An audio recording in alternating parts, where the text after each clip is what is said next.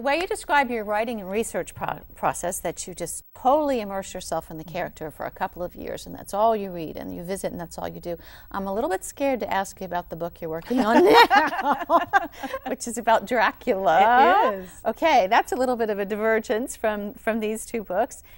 What's it about, and how are you researching and living Dracula? Well, first of all, it is a divergence because the other two are about real people, and this one is based on a novel that was fiction, but it's still England, it's still the 19th century, and it's still romance, and it's still historical fiction, which I am, a historical story, which I am fictionalizing by filling in the gaps. So it's really very similar.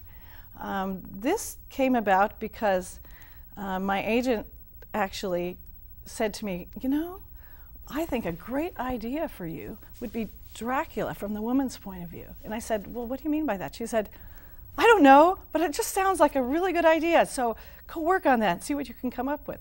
And it took me a while to process that and decide what I could do with that. And when I did come up with the storyline and present it to my publisher, they were so excited about it. This story is a reimagining of Bram Stoker's novel with the Dracula that anyone who likes my heroes in these books will love my Dracula. He is a man that any woman is going to fall in love with, and was very evil in Bram Stoker's novel, but I think he was misunderstood. I think there's an entirely new side to him and a different explanation for everything that happened. And in this book, we have the main character, Mina Murray, who becomes Mina Harker when she marries Jonathan. She falls in love with a man not knowing that it's Dracula. And when she finally finds out who it is, she has this incredible dilemma. What do I do? Because I am in love with the man that everyone I know is trying to destroy. So it's a pretty compelling story, and it's really romantic. What is it about historical fiction in particular that you like?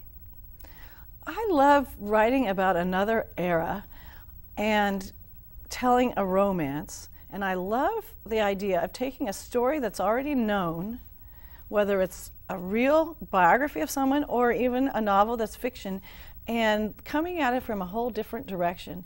And I like to say filling in the gaps in the story. I mean, in the Dracula novel, you never see Dracula. In that book, he's off stage almost the entire book. He's there for a few chapters in the beginning and a couple of scenes towards the end. That's it. And then what happened between him and the women he was encountering? What story is going on there? That's the story I wanted to read. So it's really an entirely new novel, just keeping to the overall storyline that we had before. And that's what I love about historical fiction, taking known history and imagining a wonderful story. Do you ever get writer's block when you're doing it? I have never had writer's block. I've had people ask me about that, and what I say to them is, what sometimes happens to me is I'll be stumped as to what I want to have happen next. I don't think of that as writer's block, which is perhaps when you don't know what to write about at all. Whenever I'm stumped about the direction of a scene or a story, I've learned that it is simply that I haven't done enough research. I haven't thought through the story or the characters enough, and so I go back and I spend more time working on my outline, spend more time learning about my characters, and then I take real quiet time and think about what should happen next, and then it comes to me. I was going to ask you, do you ever just go out and go for a jog or whatever your particular escape is and just free your mind from it, and then all of a sudden you know what's supposed to happen next? Quiet time, that's what I need. In fact, I have a wonderful office in my house, the quietest part of the house. And I can just sit there and close my eyes and just think, or take a long walk. And you can work all day in your pajamas? I can. It's a great job. Is that what you like to do? Sometimes. Sometimes my husband calls me and says, I'm on my way home. What are we having for dinner? And I say, I have to go get dressed. I don't know. I'm still having coffee. That's right. It's amazing how the 8-hour day can go by like that when you're writing. So as you know, there are all sorts of different delivery systems for our literature now. We have e-books, a Kindle, all sorts of new options. Will literature as we know it, and again, these pretty books, and as we've always known it, where do you see as the future of literature? Well, I think we're always going to have books. I know there are some people who like the ebook, and I think it's great. I think it's very convenient to be able to take 1,000 novels with you on an airplane or to the beach.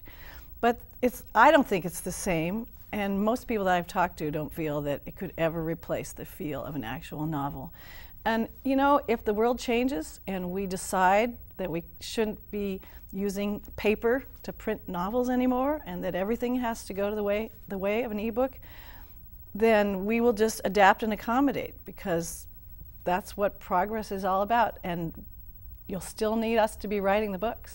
I was going to say, as an author, it's actually another venue that could be very encouraging for you, that now you can sell on Amazon and you can sell through Kindle and all these other methodologies, rather than people having to physically just go to the bookstore.